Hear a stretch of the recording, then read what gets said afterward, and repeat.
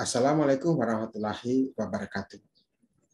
Selamat datang dan terima kasih mau bergabung di channel ini. Pada kesempatan ini kita akan membahas mengenai pertukaran tawanan perang Ukraina-Rusia yang terjadi baru-baru ini, yang sebenarnya bisa berlangsung karena adanya mediasi Turki dan Arab Saudi. Nah, berita mengenai pertukaran tawanan ini dimuat di headline banyak surat kabar utama dunia, karena memang merupakan berita yang mengejutkan, merupakan berita yang besar.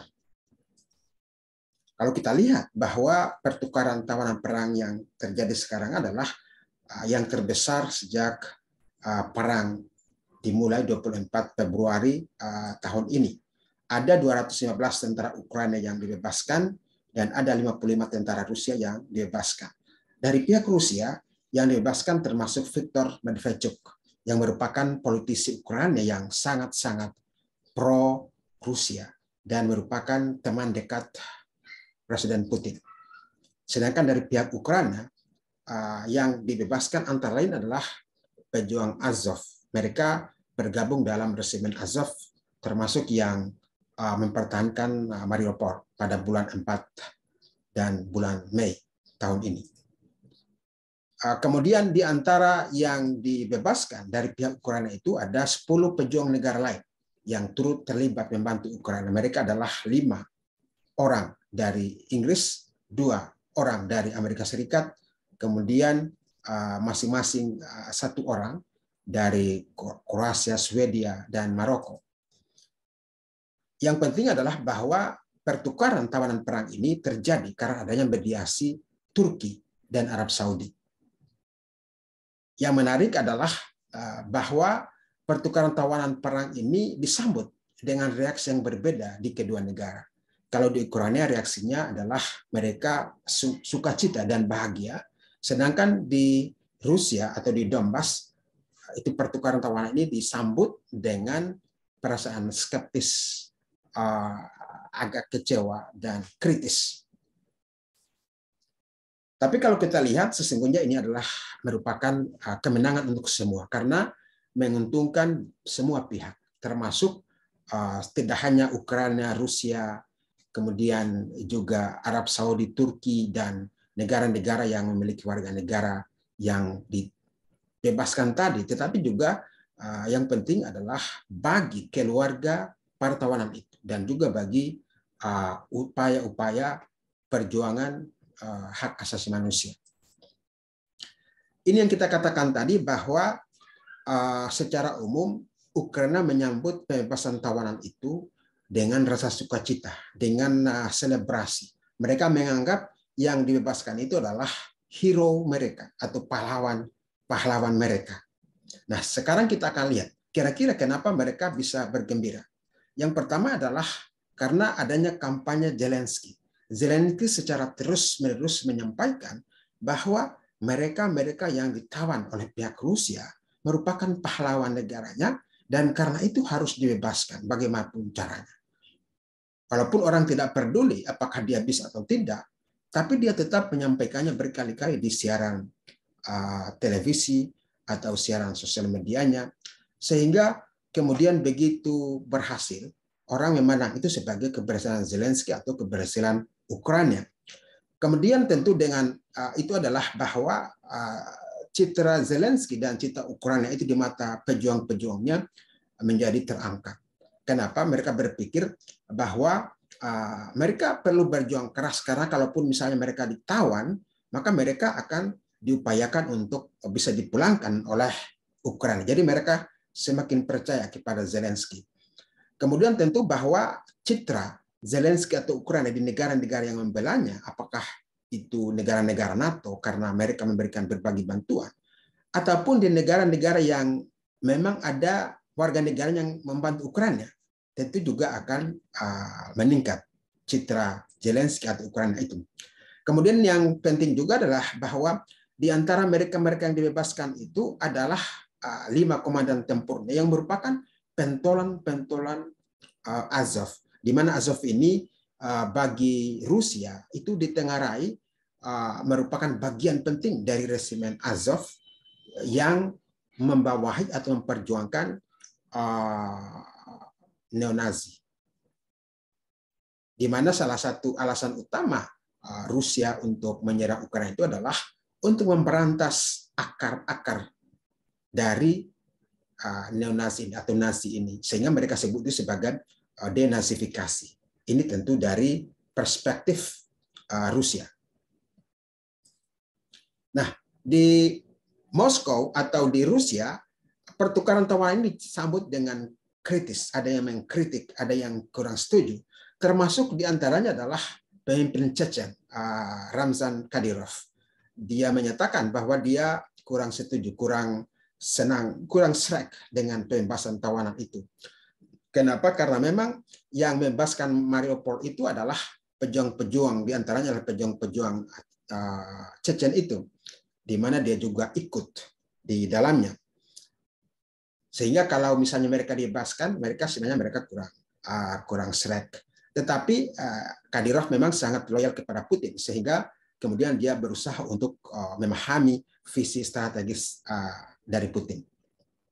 Sekarang kita lihat kenapa misalnya menjadi sebuah berita yang menggemparkan, atau katakanlah banyak yang kurang senang atau kurang srek dengan pertukaran tawanan itu. Yang pertama adalah mereka yang ditawan itu, terutama yang dari resimen Azov, itu dianggap melakukan genosid atau pembantaian mulai dari 2014 di wilayah Donbas.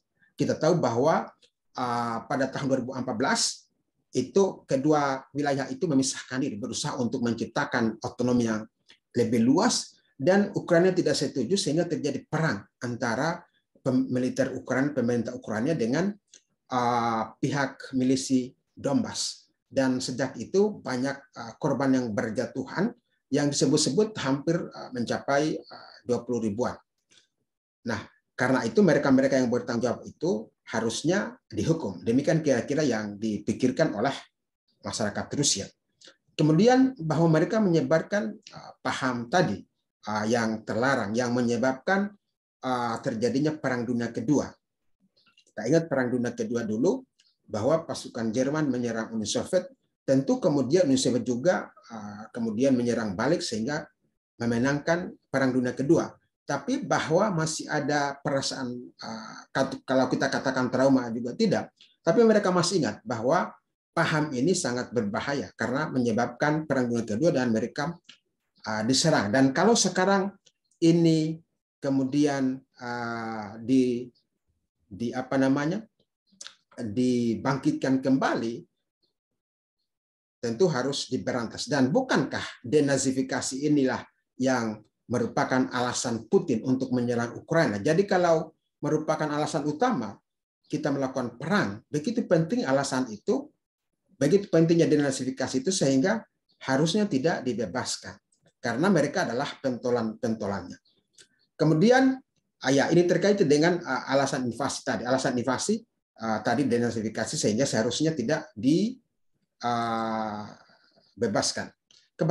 Kemudian sebagian dari mereka sebenarnya sudah dihukum.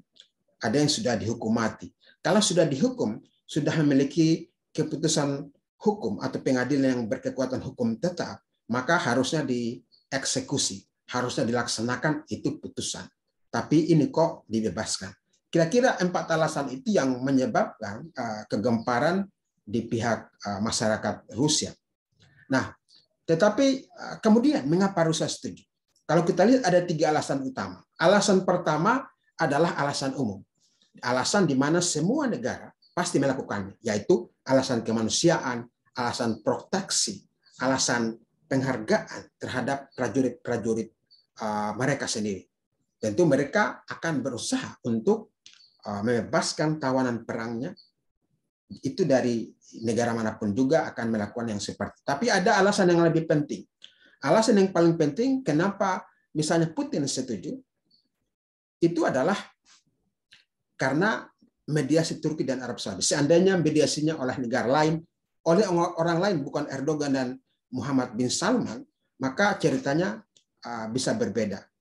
Kita sudah tahu bahwa kedua negara ini memiliki hubungan yang sangat erat sekali. Khusus untuk Arab Saudi, hubungan itu baru erat belakangan ini. Dan memang kalau kita lihat, keduanya saling menguntungkan. Baik Rusia menguntungkan, Turki dan Arab Saudi juga mendapat keuntungan dari hubungannya dengan Rusia. Dan ini menunjukkan bahwa Putin sangat respect kepada Erdogan atau MBS. Dan dia ingin hubungan itu bisa jangka panjang. Karena memang Rusia sekarang sedang kehilangan banyak teman, kehilangan banyak pasar, kehilangan banyak partner-partner, misalnya dengan negara barat, sehingga dia butuh negara-negara lain. Nah, keterlibatan Turki dan Arab Saudi, misalnya mereka berupaya atau katakanlah mereka tidak segan-segan untuk mengorbankan persahabatannya dengan Amerika Serikat atau Barat demi untuk bersama-sama Rusia, merupakan sesuatu yang sangat direspek oleh Putin. Dan memang keduanya seperti yang kita sebutkan tadi memiliki katakanlah keuntungan-keuntungan yang sudah kita bahas di video-video sebelumnya. Dari sisi Arab Saudi keuntungannya antara lain bahwa dia bisa mendapat akses untuk kerjasama hal-hal yang dia tidak akan dapatkan dari tempat lain. Katakanlah misalnya kerjasama bidang nuklir atau ruang angkasa, atau sekedar untuk menandingi hubungan yang dekat antara Rusia dan Iran. Jadi Rusia dan Iran sangat dekat, dan tentu juga Arab Saudi berusaha untuk dekat juga. Tapi Rusia sangat juga mendapatkan manfaat baik dari Turki maupun dari Arab Saudi, katakanlah dengan transaksi-transaksinya, dengan kerjasama berbagai bidang, atau dengan kaitannya dengan migas. Alasan penting lainnya adalah bahwa di antara yang dibebaskan itu ada nama Viktor Medvedchuk. Viktor Medvedchuk ini adalah politisi kawakan pro-Rusia, dan dia memimpin partai. Partai itu sangat pro-Rusia dan dia adalah teman dekatnya Putin. Yang menarik adalah ketika dia ditangkap dengan alasan pengkhianatan dan mendanai terorisme, maka Zelensky kemudian menawarkan untuk dipertukarkan dengan tawanan perang dari Ukraina. Tapi Rusia tidak mau. Kenapa tidak mau? Salah satu alasannya adalah bahwa karena bukan Turki atau Arab Saudi yang melakukan intervensi. Tadi kita bilang mediatornya adalah Turki dan Arab Saudi, dan itu dihargai oleh Putin. Alasan kedua adalah karena terkait dengan rencana Putin. Kita melihat bahwa sekarang misalnya sementara berlangsung referendum untuk 4 provinsi. Ya, kalau di sana disebut oblast. Kalau kita mungkin provinsi, ya, ada Donetsk, ada Luhansk, ada Kherson, ada Zaporizhia. Keempat wilayah ini, provinsi ini kemungkinan besar akan bergabung dengan Rusia. Begitu bergabung dengan Rusia, serangan terhadap wilayah ini menjadi serangan terhadap Rusia, dan Rusia bisa memanfaatkan semua alatnya, dan dia bisa menggunakan senjata apa saja karena sudah menjadi perang, bukan lagi special military operation, bukan lagi operasi militer khusus, di banyak pembatasan. Tidak boleh melakukan ini, tidak boleh melakukan ini, karena ini bukan perang. Sekarang boleh jadi akan terjadi perang yang sesungguhnya. Nah, kalau seandainya Ukraina setuju dengan 4 wilayah ini menjadi bagian dari Rusia, mungkin perang akan selesai. Tapi tidak mungkin Ukraina setuju. Tidak mungkin juga negara-negara Barat NATO setuju, karena itu akan menjadi hal yang sangat memalukan bagi mereka. Jadi mereka mungkin akan berupaya untuk merebut wilayah-wilayah. Dan kalau mereka berupaya, maka Rusia akan menggunakan kekuatan penuh. Sepanjang perang itu tidak selesai, maka bisa bergeser sampai ke arah Kiev, sampai kepada pergantian kekuasaan. Kalau Rusia mendapat kesempatan untuk mendikte pergantian kekuasaan itu, katakanlah kalau dia mungkin menang perang atau perjanjiannya menguntungkan dia, maka kira-kira siapa yang bisa menjadi pengganti Zelensky atau memimpin posisi-posisi penting di pemerintahan? Di situ pentingnya Viktor Medvedchuk. Bukan saja dia kompeten untuk itu, tapi dia masih memiliki jaringan, dia masih memiliki partai, dan dia juga masih memiliki orang-orang serta dia hafal Ukraina itu dari A sampai Z termasuk orang-orangnya.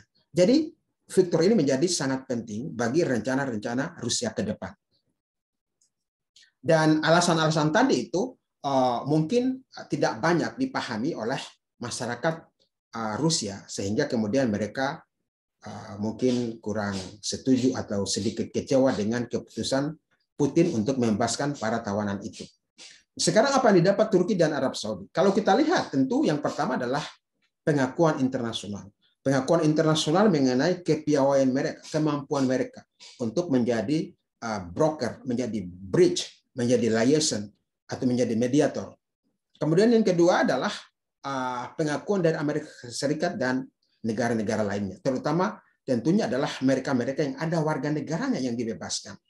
Dalam kaitan ini patut kita sampaikan bahwa Amerika Serikat itu sangat membela warga negaranya. Kita melihat sudah dari berpuluh-puluh tahun lalu, sudah berpuluh-puluh kali, begitu ada warga negaranya yang disandra atau mengalami perlakuan yang tidak baik atau dijatuhi hukuman di negara lain, maka mereka akan berusaha sekuat tenaga, termasuk dengan tindakan-tindakan militer.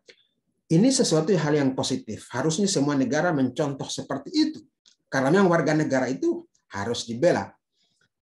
Tapi ada satu yang kita mau angkat di sini, karena ini terkait dengan Rusia. Kita kenal ada bebasket terkenal Amerika Serikat yang bernama Brittney Griner. Brittney Griner ini adalah pemain bola basket terkenal Amerika Serikat. Dia 2 kali membawa Amerika Serikat mencapai juara Olimpiade. Kemudian dia juga menjadi 2 kali menjadi pemain terbaik Amerika Serikat untuk bola basket di posisi sebagai pemain belakangnya. Brittney Griner ini ditangkap di Rusia dan kemudian dijatuhi hukuman penjara karena ketahuan membawa barang terlarang, obat-obat terlarang. Dan ketika kemudian dijatuhi hukuman itu, maka pemerintah Amerika Serikat bertindak. Menteri Luar Negeri Amerika Serikat Blinken berusaha untuk berkomunikasi dengan Sergei Lavrov, Menteri Luar Negeri Rusia. Yang mau kita lihat di sini adalah kita bisa bandingkan. Ketika Ukraina itu banyak yang tewas, meninggal karena perang, baik itu dari kalangan sipil maupun dari kalangan militer, ada ribuan, maka itu tidak membuat Blinken itu merasa perlu untuk mengontak Menteri Luar Negeri Rusia. Mereka tidak terlalu peduli. Tapi begitu ada satu warga negaranya yang bersalah, kemudian dijatuhi hukuman, bagaimana supaya itu bisa pulang? Maka dia rela untuk mengontak, berkomunikasi dengan koleganya. Jadi kalau kita lihat mana yang lebih berat ini, ternyata lebih berat yang satu orang ini. Kita tidak berusaha untuk membandingkan, tapi sebenarnya tujuan saya untuk menyampaikan ini adalah bahwa Amerika Serikat sangat concern dengan warga negaranya, dan itu hal yang positif. Kaitannya dengan ini, mungkin mereka berupaya untuk melobi juga MBS maupun Erdogan agar melalui mereka lah kemudian bisa dicapai pembebasan tawanan. Jadi dengan kata lain, mungkin ada deal-deal atau kompensasi-kompensasi minimal pengakuan Amerika Serikat yang luar biasa kepada kedua tokoh ini. Dan ini tentu merupakan sesuatu bisa menjadi kartu as bagi kedua tokoh ini dalam hubungannya dengan Amerika Serikat, Inggris, atau negara-negara barat ke depan. Kemudian yang berikutnya adalah ini juga membuktikan hubungan yang erat dengan Rusia. Jadi sebagaimana kita katakan tadi, Rusia dan Arab Saudi sedang memasuki babak baru kemitraan di antara kedua negara. Jadi kalau kita lihat pada saat perang di Afghanistan, di mana ada invasi Uni Soviet dulu, Arab Saudi itu menjadi musuh bebuyutan dari Rusia. dan dia kemudian bersekutu sangat dekat dengan Amerika Serikat. Sekarang berbalik, dia berupaya untuk mereka berupaya untuk menciptakan satu hubungan yang harmonis. Dan apa yang kita lihat sekarang adalah bahwa Putin sangat menghargai kedua tokoh ini dan siap untuk melakukan apa saja. Dengan kata lain, kegemparan atau kekecewaan warga negaranya itu tidak sebanding dengan persahabatannya atau hubungannya dengan kedua negara ini. Karena bisa tanda petik penyelamat ekonomi, baik sekarang maupun dalam kaitannya ke depan. Kalau terjadi misalnya perang yang lebih luas, dia sangat membutuhkan bantuan dari kedua negara ini. Apa yang dapat kita katakan? Yang pertama adalah bahwa pembebasan tawanan atau pertukaran tawanan ini merupakan keuntungan bagi semua, terutama juga bagi keluarga dari para tawanan itu. Kemudian ini semua bisa berhasil karena adanya mediasi Turki dan Arab Saudi. Tanpa mediasi Turki dan Arab Saudi mungkin ceritanya akan berbeda. Kemudian berikutnya adalah kita respect dengan kegigihan Amerika Serikat dan Inggris untuk membela warga negaranya, untuk memulangkan warga negaranya, dan itu hal yang positif yang harus kita tiru. Kemudian hubungan dengan Rusia, yang mau kita katakan di sini adalah bahwa Rusia dalam posisi untuk mencari teman. Kita ingat ketika Lavrov ke India, maka dia bilang ke India, apa saja yang kamu minta, silakan katakan. Rusia bersedia untuk membahasnya dan untuk memenuhinya.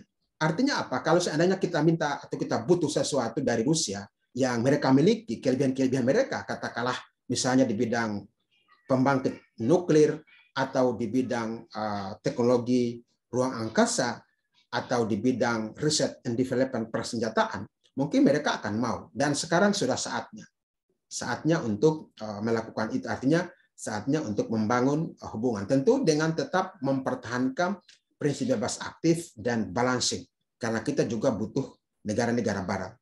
Jadi prinsip balancing yang bagus itu yang diterapkan oleh India. Dan ini adalah saatnya untuk mendapat manfaat dari ketegangan Rusia sekarang ini. Saya kira itu yang dapat kita sampaikan pada kesempatan ini. Terima kasih banyak atas perhatiannya. Kita akan lanjutkan pada video selanjutnya. Wassalamualaikum warahmatullahi wabarakatuh.